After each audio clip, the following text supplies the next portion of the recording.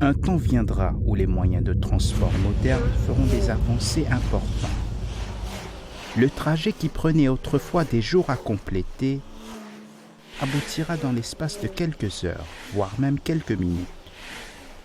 Une telle force adviendra qui se propagera à l'instar du mouvement des nuages, entraîné par le vent. Une force si grande qu'elle traversera même les nuages. Une telle force qui sera si large que ses oreilles seront séparées par 70 mètres.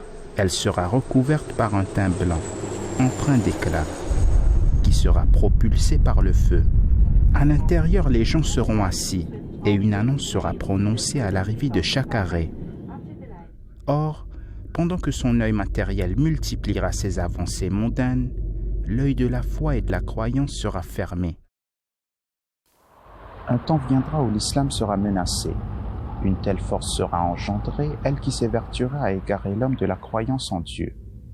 Une ère empreinte par la mécréance, la tromperie, la supercherie et le mensonge. Un temps viendra où les gens se révolteront contre les enseignements de Dieu. La vérité cédera sa place au mensonge.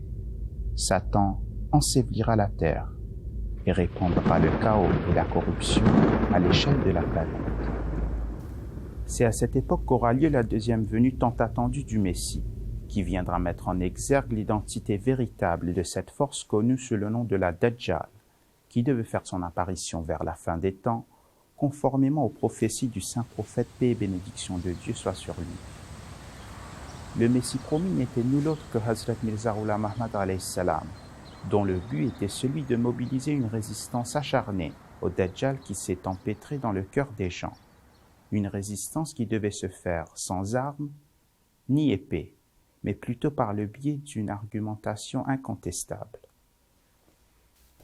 Une mission visant à revigorer la spiritualité amenuisante engendrée par les prétendus docteurs de la foi.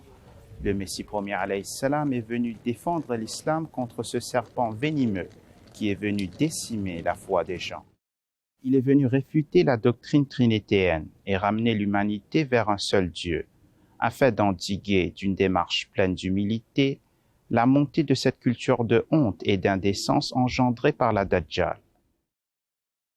Alors que le monde était croupi dans un conflit insoluble eu égard à sa quête pour la le Messie premier alayhi salam est venu conquérir le cœur des gens en leur invitant vers l'Ahmadiyyat, le vrai islam.